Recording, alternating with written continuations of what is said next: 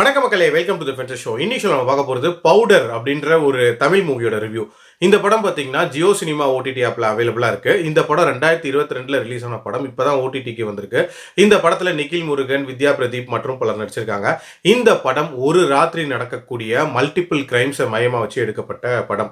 கிட்டத்தட்ட தமிழில் வந்த மாநகரம் மாதிரியான ஒரு ஸ்டைலில் எடுத்திருப்பாங்க அப்படின்னே சொல்லலாம். ஒரு பர்டிகுலர் நைட் சிட்டிக்குள்ள ஏகப்பட்ட கொலைகள் நடக்குது அண்ட் ஆல்சோ நிறைய கிரைம்ஸுமே நடக்குது. அதாவது வையாபுரி தன்னோட பொண்ணை ஏமாத்தின ஒரு நபரை கொலை பண்ணியிருப்பாரு. அதே மாதிரி வித்யா பிரதீப் தன்னை பிளாக்மெயில் பண்ணிட்டு இருக்கிற ஒரு நபரை கொலை பண்றாங்க. ஆல்சோ ஒரு நிறைய குரூப் ஆஃப் இளைஞர்கள் சேர்ந்து அந்த ஊரோட எம்எல்ஏவை கொலை பண்றாங்க. இப்படி நிறைய சீரீஸ் ஆஃப் கொலைகள் நடக்குது அண்ட் ஆல்சோ நிறைய கிரைம்ஸ் அப்படின்றதுமே நடந்துட்டு இருக்கு. ஸோ இது எல்லாத்தையும் போலீஸ் எப்படி இன்வெஸ்டிகேட் பண்றாங்க அண்ட் இந்த கொலைகளுக்கான காமன் கனெக்ஷன் என்ன, கடைசியா யார் மாட்டினா யார் தப்பிச்சா அப்படின்றத அந்த படத்தோட கதை. எனக்கு இந்த படத்தோட பாசிட்டிவ்ஸை பொறுத்த வரைக்கும் அந்த மல்டிபிள் கிரைம்ஸை ஒரு ராத்திரி நடக்கிற மாதிரி அரங்கேற்றினது அப்படின்றது உண்மையிலே இன்ட்ரெஸ்டிங்கான ஐடியாவாக இருந்துச்சு. அதுக்கான கனெக்ஷன் அப்படின்றதையுமே ஓரளவுக்கு லாஜிக்கலாகவே கொடுக்க ட்ரை பண்ணியிருக்காங்க. அதுக்கும் ஒரு பாராட்டுகள் சொல்லி ஆகணும். உண்மையிலே ஒரு காம்ப்ளெக்ஸான ஸ்கிரிப்ட் தான். டு அன் எக்ஸ்டென்ட் இவங்க ஹேண்டில் பண்ண முயற்சி பண்ணியிருக்காங்க.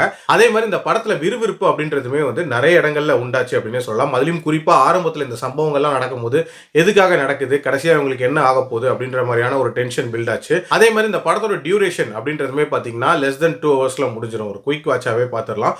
ஆல்சோ இந்த படத்தில் ஒரு கான்ட்ரவர்ஷியல் சப்ஜெக்டை டச் பண்ணியிருப்பாங்க. அதாவது கேனிபலிசம் அப்படின்ற ஒரு விஷயம் இருக்கும். அதை தமிழ் படங்களில் நீங்கள் ரொம்ப ரேராக தான் பார்த்துருக்கலாம். இதுக்கு முன்னாடி நான் கடவுளில் பீப் போட்டு வந்ததை பார்த்துருக்கலாம். மற்றபடி அந்த பர்டிகுலர் டாப்பிக்கை நிறைய படங்களில் ஹேண்டில் பண்ணதே இல்லை.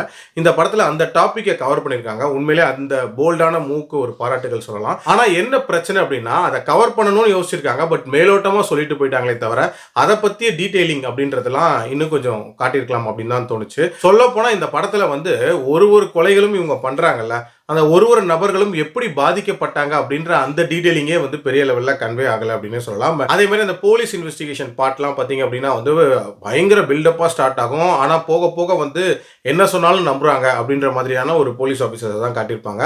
அதே மாதிரி இந்த படத்துல அந்த காமெடி போர்ஷன்ஸ் அப்படின்ற மாதிரி சில விஷயங்களை இன்சர்ட் பண்ணியிருப்பாங்க. ஆதவன் அண்ட் சிலுமிஷம் சிவா இவங்க வரக்கூடிய போர்ஷன்ஸ் அதெல்லாமே ரொம்ப ரொம்ப சகிக்க முடியல அப்படின்னே சொல்லலாம். அதாவது ரொம்ப வல்கரான பேர்ல காமெடி அப்படின்றது பண்ணியிருப்பாங்க. ஓவரால் என்ன பொறுத்த வரைக்கும் ஒரு நைட்டு ஃபுல்லாக பரபரப்பாக நடக்க போகிற ஒரு த்ரில்லராக இந்த படம் ஸ்டார்ட் ஆச்சு. பட் பாதியிலே கதை சொல்கிறத மறந்துட்டு தூங்கிட்டாங்கன்னா எப்படி இருக்கும், அந்த மாதிரியான ஒரு ஃபீல் தான் அந்த படம் பார்க்கும்போது இருந்துச்சு. அடல் கண்டென்ட்டை பொறுத்த வரைக்கும் சில கோரியான காட்சிகள் இருக்குது. ஸோ அதுக்கேற்ற மாதிரி பிளான் பண்ணிக்கோங்க. மீண்டும் அடுத்த விமர்சனத்தில் சந்திக்கிறேன். நன்றி, வணக்கம்.